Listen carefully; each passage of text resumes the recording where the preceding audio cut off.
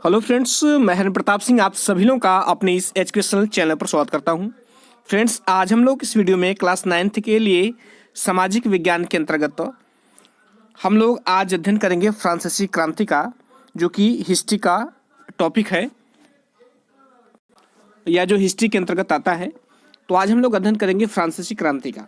Friends, इस video में हम लोग फ्रांसीसी क्रांति से संबंधित बहुविकल्पीय प्रश्नों को, अति लघुत्तरी प्रश्नों को एवं लघुत्तरी प्रश्नों को हम लोग कवर करेंगे। और दीर्घोत्तरी प्रश्न का वीडियो मैं जो है अलग से अपलोड कर दूंगा, अलग से बना दूंगा। आज वाली वीडियो में हम लोग जो है केवल बहुविकल्पी, अति लघुत्तरी एवं लघुत्तरी प्रश्नों को कवर करेंगे। और फ्रेंड्स, जितनी भी चीज़ें मैं बताऊंगा वीडियो में, उसका डिस्क्रिप्शन में अपने ब्लॉग पोस्ट का लिंक, जो अपने ब्लॉग का लिंक दे दूंगा। वहाँ पर मैंने ये सारी चीज़ें पोस्ट लिखी हुई है। आप यहाँ से पढ़ करके और वहाँ से जा करके आराम से उसको नोट डाउन कर सकते हैं। तो आइए फ्रेंड्स, हम लोग बिना समय गवाए शुरू करते हैं। तो फ्रेंड्स, सबसे पहले हम लोग बहुविकल्पी प्रश्नों को देखते हैं। देखिए, यहाँ फर्स्ट क्वेश्चन आपके सामने है। कह रहा है कि लुई 16वां फ्रांस की राजगद्दी पर किस वर्ष बैठा था?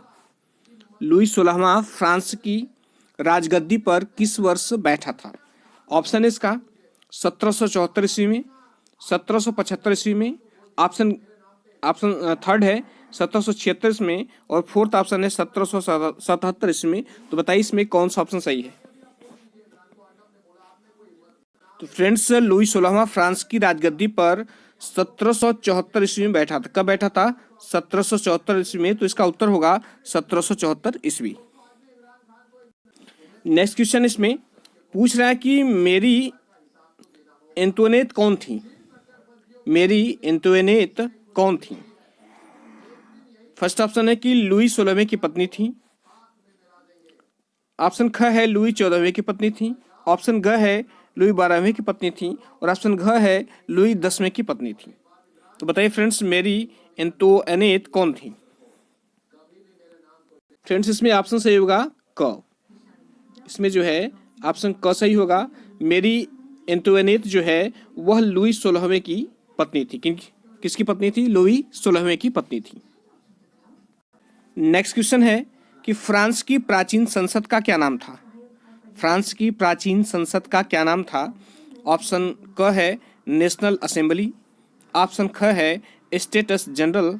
ऑप्शन ग है नेशनल कन्वेंशन। और ऑप्शन घ है डायरेक्टरी। तो बताइए फ्रेंड्स, इसमें कौन सा ऑप्शन सही है?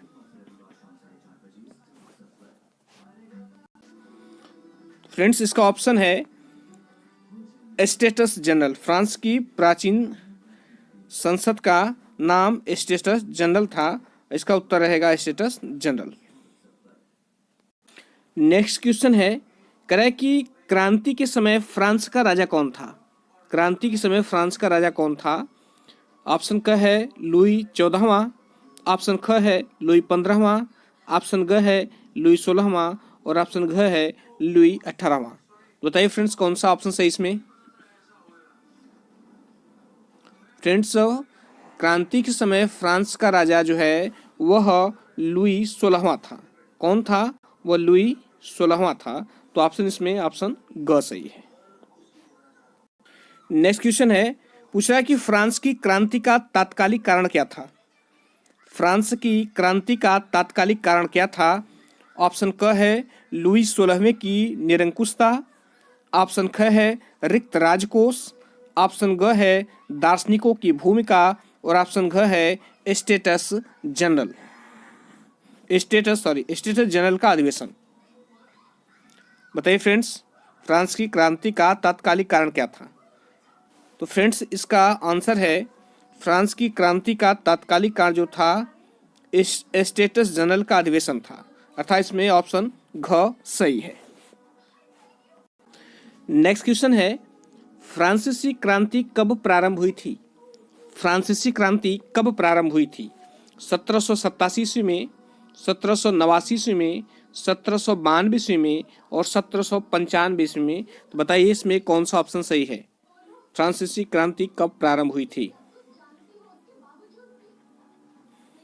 फ्रेंड्स, इसका आंसर है फ्रांसीसी क्रांति प्रारंभ हुई थी 1789 ईस्वी में। कब हुई थी? 1789 ईस्वी में। तो इसमें ऑप्शन ख सही है। इसमें नेक्स्ट क्वेश्चन है कि बास्तील का पतन कब हुआ। बास्तील का पतन कब हुआ? 5 मई 1789 ईस्वी को, 20 जून 1789 ईस्वी को, 30 जून 1789 ईस्वी को और 14 जुलाई 1789 ईस्वी को। तो ये फ्रेंड्स बास्तील का पतन कब हुआ? फ्रेंड्स इसका आंसर है बास्तील का पतन 14 जुलाई 1789 को हुआ। कब हुआ? 14 जुलाई 1789 को हुआ।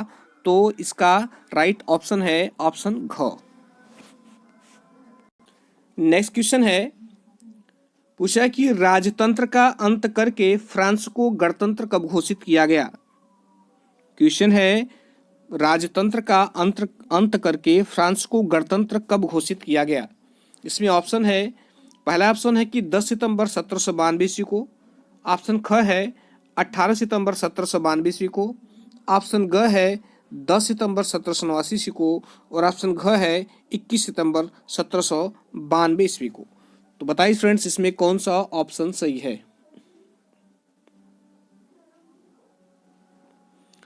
इसका ऑप्शन है राजतंत्र का अंत करके फ्रांस को गणतंत्र जो है 10 सितंबर 1789 ईस्वी को किया गया। तो इसका ऑप्शन सही है ऑप्शन ग। नेक्स्ट क्वेश्चन है कि फ्रांस में आतंक के शासन का संस्थापक कौन था। फ्रांस में आतंक के शासन का संस्थापक कौन था। ऑप्शन क है दांते, ऑप्शन ख है रोबेस्पियरे, ऑप्शन ग है मिराबो और ऑप्शन घ है लफायते। तो बताइए फ्रेंड्स फ्रांस में आतंक के शासन का संस्थापक कौन था। तो फ्रेंड्स इसका उत्तर है कि फ्रांस में आतंक के शासन का संस्थापक था रोबेस्पियरे। कौन था? रोबेस्पियरे। तो ऑप्शन ख सही है। नेक्स्ट क्वेश्चन है कि फ्रांस की महिलाओं को मताधिकार किस वर्ष प्राप्त हुआ। फ्रांस की महिलाओं को मताधिकार किस वर्ष प्राप्त हुआ। ऑप्शन क है 1789 ईस्वी में, ऑप्शन ख है 1792 ईस्वी में, ऑप्शन ग है 1945 ईस्वी में और ऑप्शन घ है 1946 ईस्वी में। तो बताइए फ्रांस की महिलाओं को मताधिकार किस वर्ष प्राप्त हुआ। तो फ्रेंड्स इसका राइट ऑप्शन है कि फ्रांस की महिलाओं को मताधिकार जो है 1945 में प्राप्त हुआ। कब प्राप्त हुआ? 1945 में। तो इसमें ऑप्शन ग सही है।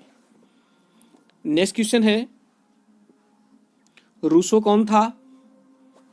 फ्रेंड्स पूछा है कि रूसो कौन था।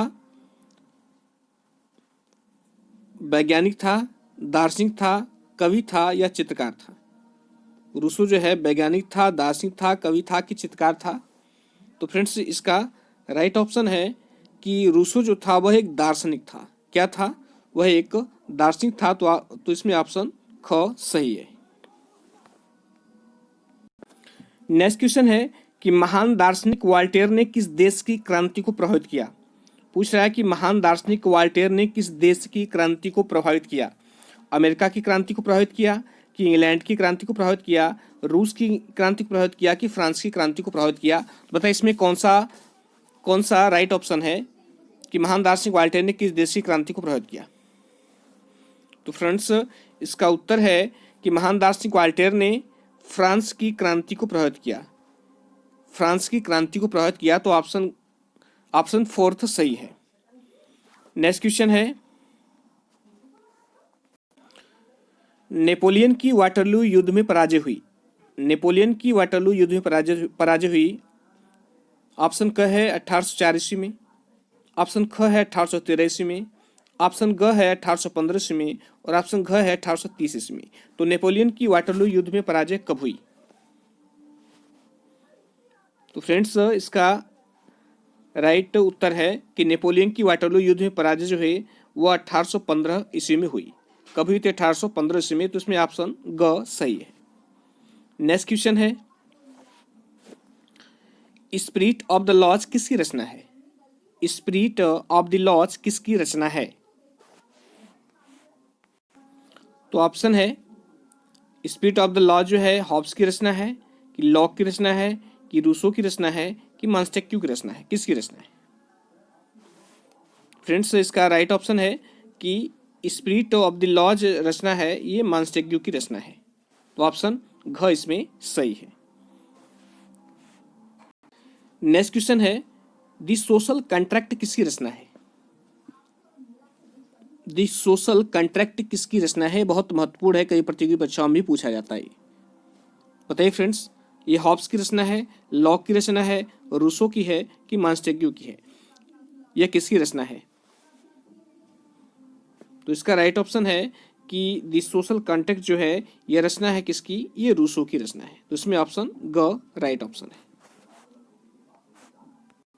अब आइए अति लघुत्तरीय प्रश्नों को देखते हैं। इसमें बहुविकल्पी हो गया, अब अति लघुत्तरीय प्रश्नों को देखते हैं। इसमें पूछ रहा है कि क्रांति के समय फ्रांस का शासक कौन था? क्रांति के समय फ्रांस का शासक कौन था? तो इसका उत्तर है, क्रांति के समय फ्रांस का शासक जो है वह लुई 16वां था। कौन था वह?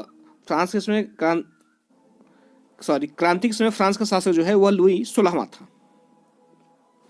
अब नेक्स्ट क्वेश्चन है कि लुई 16वां फ्रांस की क्रांति के लिए किस प्रकार उत्तरदायी था? लुई 16वां फ्रांस की क्रांति के लिए किस प्रकार उत्तरदायी था? तो इसका राइट ऑप्शन है, इसका उत्तर है कि लुई 16वें के अधीन फ्रांस ने 13 अमेरिकी उपनिवेशों को ब्रिटेन से स्वाधीनता प्राप्त करने में सहायता की। लुई 16वें के अधीन फ्रांस ने 13 अमेरिकी उपनिवेशों को ब्रिटेन से स्वाधीनता प्राप्त करने में सहायता की। इस युद्ध ने पहले से चल रहे ऋण में 10 अरब लिब्रे क्या है? फ्रांस की मुद्रा है, का कर्ज और जोड़ दिया। तो क्या करा कि इस युद्ध ने पहले से चल रहे ऋण में 10 अरब लिब्रे का कर्ज और जोड़ दिया। वह स्वयं भी भोगविलासी व अपव्ययी था। नेक्स्ट क्वेश्चन है कि फ्रांसीसी क्रांति का नारा क्या था? फ्रांसीसी क्रांति का नारा क्या था? तो इसका उत्तर है कि फ्रांसीसी क्रांति का नारा जो था स्वतंत्रता, समानता और बंधुत्व। फ्रांसीसी क्रांति का नारा था। फ्रांसीसी क्रांति का नारा क्या था? स्वतंत्रता, समानता और बंधुत्व। नेक्स्ट क्वेश्चन है, करें कि जैकोबिन क्या था? जैकोबिन क्या था? उसका नेता कौन था? तो इसके आंसर को देखते हैं। देखिए, इसका आंसर है कि जैकोबिन कम समृद्ध वर्गों का क्लब था। जैकोबिन क्या था? यह जो है कम समृद्ध वर्गों का क्लब था, जो बहुत ज्यादा धनी नहीं थे लेकिन समृद्ध थे। उसका नेता रॉबेस्पियरे था। इनका नेता कौन था? रॉबेस्पियरे था। नेक्स्ट क्वेश्चन है कि रॉबेस्पियरे के विषय में आप क्या जानते हैं? रॉबेस्पियरे के विषय में आप क्या जानते हैं? देखिए, इसका उत्तर है, रॉबेस्पियरे जैकोबिन क्लब का सबसे महत्वपूर्ण नेता था। उसने फ्रांस पर 1792 ईस्वी से 1793 ईस्वी तक शासन किया। उसके शासन को आतंक के शासन के नाम से जाना जाता है। फिर से हम रिपीट करते हैं इसको। रॉबेस्पियरे के बारे में कह रहा है कि रॉबेस्पियरे जो था वो जैकोबिन क्लब का सबसे महत्वपूर्ण नेता था। उसने फ्रांस पर 1792 ईस्वी से 1793 ईस्वी तक शासन किया। उसके शासन को आतंक के शासन के नाम से जाना जाता है। नेक्स्ट क्वेश्चन है कि मॉन्टेस्क्यू ने किस ग्रंथ की रचना की थी? मॉन्टेस्क्यू ने किस ग्रंथ की रचना की थी? तो इसका आंसर है कि मॉन्टेस्क्यू ने जो है कानून की आत्मा, the spirit of the loss की रचना की थी। नेक्स्ट क्वेश्चन है कि यह कथन किस दार्शनिक का है? मनुष्य स्वतंत्र पैदा हुआ है परंतु वह सर्वत्र बेड़ियों में जकड़ा है। यह कथन जो है किस दार्शनिक का है कि मनुष्य स्वतंत्र पैदा हुआ है परंतु वह सर्वत्र बेड़ियों में जकड़ा है? फ्रेंड्स, तो इसका राइट उत्तर है, यह कथन जो है रूसो का है। रूसो ने कहा था कि मनुष्य स्वतंत्र पैदा हुआ है परंतु वह सर्वत्र बेड़ियों में जकड़ा है। नेक्स्ट क्वेश्चन है, फ्रांस की क्रांति का तात्कालिक कारण क्या था? फ्रांस की क्रांति का तात्कालिक कारण क्या था? इसका उत्तर है कि स्टेटस जनरल का अधिवेशन बुलाया जाना फ्रांस की क्रांति का तात्कालिक कारण था। स्टेटस जनरल का अधिवेशन बुलाया जाना ही फ्रांस की क्रांति का तात्कालिक कारण था। नेक्स्ट क्वेश्चन है कि स्टेटस जनरल का अधिवेशन कब हुआ? स्टेटस जनरल का अधिवेशन कब हुआ? तो इसका आंसर है कि स्टेटस जनरल का अधिवेशन 17 जुलाई 1789 ईस्वी को हुआ। कब हुआ था? 17 जुलाई 1789 ईस्वी को। नेक्स्ट क्वेश्चन है कि बास्तिल के दुर्ग, जिसे जेल कहते हैं, बास्तिल के दुर्ग का पतन कब हुआ? फ्रेंड्स, इसका आंसर है कि बास्तिल के दुर्ग का पतन 14 जुलाई 1789 ईस्वी को हुआ। कब हुआ? 14 जुलाई 1789 ईस्वी को हुआ। नेक्स्ट क्वेश्चन इसमें कि 18वीं शताब्दी में फ्रांस की सामाजिक दशा का वर्णन कीजिए, अथवा सन 1789 की क्रांति से पूर्व फ्रांस में कौन कौन से सामाजिक वर्ग थे, उल्लेख कीजिए। कह रहा है कि 18वीं शताब्दी में फ्रांस की सामाजिक दशा का वर्णन करिए कि सामाजिक दशा कैसी थी उस वक्त 18वीं शताब्दी में, अथवा सन 1789 की क्रांति से पूर्व फ्रांस में कौन कौन से सामाजिक वर्ग थे उनका उल्लेख करना है। तो आइए इसके आंसर को देखते हैं। देखिए, इसका आंसर है कि सन 1789 की फ्रांसीसी क्रांति से पूर्व फ्रांस का समाज 3 वर्गों में विभाजित था। फ्रांस की सामाजिक स्थिति निम्न प्रकार थी। यह जो है 1789 के पहले जो है फ्रांस का समाज 3 वर्गों में विभाजित था। कैसे था, आइए देखते हैं इसको। देखिए, पहला पादरी वर्ग था। इस वर्ग में रोमन कैथोलिक चर्च के उच्च श्रेणी के पादरी थे। उन्हें कई विशेषाधिकार प्राप्त थे तथा कोई कर नहीं देना पड़ता था। जो पादरी थे इनको कोई भी कर देना नहीं पड़ता था। इस वर्ग के लोगों का जीवन ऐश्वर्यपूर्ण व विलासी था। इनका जीवन जो है बहुत ही ऐश्वर्यपूर्ण था क्योंकि कर देना नहीं पड़ता था और इनके पास आय के स्रोत बहुत अधिक थे। दूसरा वर्ग है, एक पादरी वर्ग हो गया। अब दूसरा वर्ग जो है वह कुलीन वर्ग है। इसमें क्या कि इस वर्ग में उच्च सरकारी अधिकारी व बड़े बड़े जमींदार होते थे। कौन कौन होता था इसमें? उच्च सरकारी अधिकारी आते थे और बड़े बड़े जमींदार होते थे। उन्हें भी अनेक विशेषाधिकार प्राप्त थे। वे कृषकों से उपज का 1/2 भाग लेते थे। कृषक जो भी उपज करता था उसका 1/2 भाग ले लेते थे। इतना ही नहीं, इन लोगों के पास अपनी जागीर भी होती थी। और तीसरा वर्ग जो है वह साधारण वर्ग है। वह जो है तीसरा वर्ग जो है वह साधारण वर्ग है। पहला था पादरी वर्ग, दूसरा कुलीन वर्ग और तीसरा साधारण वर्ग। तो फ्रेंड्स, इस वर्ग में कौन कौन आते थे? इस वर्ग में आते थे किसान, छोटे कर्मचारी आते थे, मजदूर आते थे, वकील तथा डॉक्टर आदि सम्मिलित थे। किसमें? साधारण वर्ग में। किसान, छोटे कर्मचारी, मजदूर, वकील तथा डॉक्टर थे। इन लोगों पर करों का अत्यधिक बोझ था। सबसे अधिक जो है करों का बोझ इन्हीं लोगों के ऊपर था। सारे कर ये लोग ही चुकाते थे। इसके अतिरिक्त इनसे बेगार भी ली जाती थी। बेगार का मतलब बिना पैसे दिए इनसे काम करवाया जाता था। यह वर्ग जो है अधिकारों से विहीन था। इनके पास अपना कोई अधिकार नहीं था, जबकि सबसे अधिक अधिकार, विशेषाधिकार जो था पादरियों के पास था और फिर जो है कुलीन वर्ग के लोगों के पास था। इन लोगों के पास जो है ये सबसे ज़्यादा टैक्स भी देते थे। उनके पास कोई अधिकार भी नहीं था। फ्रांस की क्रांति के विस्फोट में इस वर्ग ने महत्वपूर्ण योगदान दिया। फ्रांस की जो क्रांति हुई इसी वर्ग ने सबसे अधिक योगदान दिया, क्योंकि सबसे अधिक शोषण जो है इसी वर्ग का हो रहा था। और जब भी कोई चीज अति से ज्यादा हो जाती है तो क्रांति अपने आप उत्पन्न होती है। नेक्स्ट क्वेश्चन है कि फ्रांस के इतिहास में 14 जुलाई का क्या महत्व है? फ्रांस के इतिहास में 14 जुलाई का क्या महत्व है? आइए आंसर देखते हैं। इसमें कि फ्रांस के इतिहास में 14 जुलाई का विशेष महत्व है, क्योंकि इस दिन फ्रांस के क्रांतिकारियों ने बास्तील के दुर्ग पर विजय प्राप्त की थी। फ्रांस के इतिहास में 14 जुलाई का विशेष महत्व है क्योंकि इस दिन फ्रांस के क्रांतिकारियों ने जो है बास्तील के दुर्ग पर विजय प्राप्त की थी। बास्तील फ्रांस का एक अति प्राचीन दुर्ग था जिसमें राजनीतिक कैदियों को रखा जाता था। इस दुर्ग को राजाओं की निरंकुशता तथा स्वेच्छाचारिता का प्रतीक समझा जाता था। पेरिस की भीड़ ने 14 जुलाई 1789 ईस्वी के दिन तेजी के साथ बास्तील के दुर्ग पर आक्रमण कर दिया। संसार के इतिहास में यह कम महत्वपूर्ण एवं अनुपम घटना थी। फ्रांस में यह लोकतंत्र की विजय और निरंकुशता की पराजय थी। नेक्स्ट क्वेश्चन है कि फ्रांस के इतिहास में मानव तथा नागरिकों के अधिकारों की घोषणा का क्या महत्व है?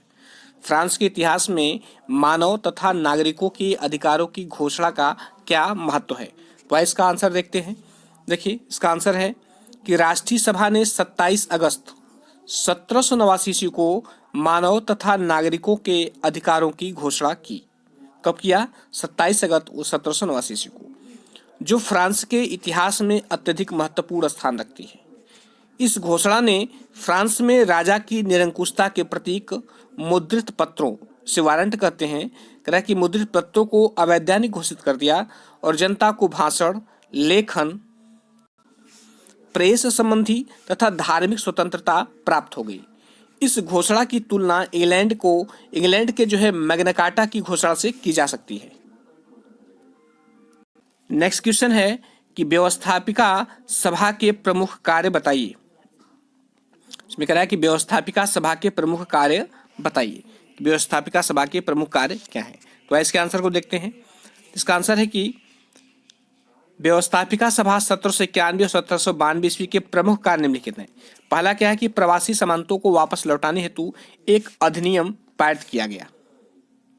दूसरा है कि मई 1792 ईस्वी में सिविल विधान की अवहेलना करने वाले पादरियों को देश से निष्कासित कर दिया गया।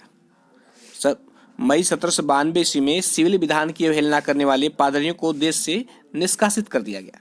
तीसरा क्या है कि व्यवस्थापिका सभा ने ऑस्ट्रिया के विरुद्ध युद्ध की घोषणा कर दी।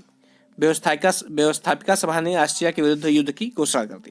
और चौथा क्या है कि फ्रांस में 10 अगस्त 1792 ईस्वी को राजतंत्र का अंत कर दिया गया। फ्रांस में 10 अगस्त 1792 ईस्वी को राजतंत्र का अंत कर दिया गया। पांचवा है सितंबर हत्याकांड के बाद शासन सत्ता जैकोबिनों के हाथ में आ गई और 10 अगस्त 1792 ईस्वी से 20 सितंबर 1792 ईस्वी तक फ्रांस में दांतों की तानाशाही स्थापित रही। किसकी? दांतों की। नेक्स्ट क्वेश्चन है कि डायरेक्टरी क्या थी? डायरेक्टरी क्या थी, इसके प्रमुख कार्यों का उल्लेख कीजिए। डायरेक्टरी क्या थी, इसके प्रमुख कार्यों का उल्लेख कीजिए। तो इसके आंसर को देखते हैं कि इसका आंसर है कि 1795 ईस्वी के संविधान के अनुसार फ्रांस में डायरेक्टरी का गठन किया गया। 1795 ईस्वी के संविधान के अनुसार फ्रांस में डायरेक्टरी का गठन किया गया। 27 अक्टूबर 1795 ईस्वी को डायरेक्टरी का प्रथम अधिवेशन हुआ। कब हुआ था? 27 अक्टूबर 1795 ईस्वी को। डायरेक्टरी का अध्यक्ष बरास को बनाया गया। किसको बनाया गया? बरास को बनाया गया। डायरेक्टरी ने फ्रांस में धार्मिक सहिष्णुता की स्थापना की। उसने संयुक्त परिवार प्रथा का अंत कर दिया। अप्रैल 1796 ईस्वी में मेंडिटस नामक नई मुद्रा जारी की गई तथा कागजी मुद्रा को अवैधानिक घोषित कर दिया। जनता से लिए गए ऋण के 2/3 भाग को चुकाने से इनकार कर दिया और शेष 2/3 भाग को चुकाने से इनकार कर दिया और शेष 1/3 भाग पर ब्याज देना ही स्वीकार किया। नेक्स्ट क्वेश्चन है कि रॉबस्पियरे के राज्य को आतंक का राज्य क्यों कहा जाता है? कह रहा है कि रॉबस्पियरे के राज्य को आतंक का राज्य क्यों कहा जाता है? देखिए इसका आंसर है कि रॉबस्पियरे ने 1793 से 1794 तक फ्रांस पर शासन किया। तो फ्रेंड्स कब से किया था? 1793 से 1794 तक। इसके पूर्व प्रश्न में फ्रेंड्स थोड़ी सी गलती होगी, आप इसको थोड़ा सुधार कर लीजिएगा। उसमें मैंने बता दिया था 1792 से 1793 तक शासनकाल रॉबस्पियरे का, तो ये सही नहीं है। ये उत्तर होगा 1793 से 1794 तक। तो रॉबस्पियरे ने 1793 से 1794 तक फ्रांस पर शासन किया। उसने बहुत ही कठोर एवं क्रूर नीतियां अपनाई। वह जिन्हें गणतंत्र का शत्रु मानता था अथवा उसकी पार्टी का जो कोई सदस्य उससे असहमति जताता था उसे जेल में डाल देता था। ऐसे लोगों पर क्रांतिकारी न्यायालय द्वारा मुकदमा चलाया जाता था। जो दोषी पाया जाता था उसे गिलोटिन पर चढ़ाकर उसका सिर धड़ से अलग कर दिया जाता था। रॉबस्पियरे ने अपनी नीतियों को इतनी कठोरता एवं क्रूरता से लागू किया कि उसके समर्थक भी त्राही कर उठे। इसी कारण उसके राज्य को आतंक का राज्य कहा जाता है। तो फ्रेंड्स उसमें जो है डेट सुधार लीजिएगा आप। इसका जो शासनकाल है और 1793 से 1794 है, वहां पर 1792 से 93 हो गया है, उसमें थोड़ा सुधार कर लीजिएगा। नेक्स्ट क्वेश्चन है कि बास्तिल के दुर्ग के महत्व की विवेचना कीजिए।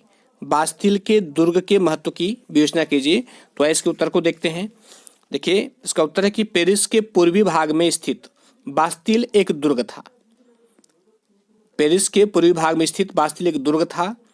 इसे फ्रांस के शासकों द्वारा जेल के रूप में प्रयोग किया जाता था। किस रूप में प्रयोग किया जाता था? जेल के रूप में। इसे मुख्यतया फ्रांस के शासकों द्वारा स्थापित निरंकुश शासन का प्रतीक माना जाता था।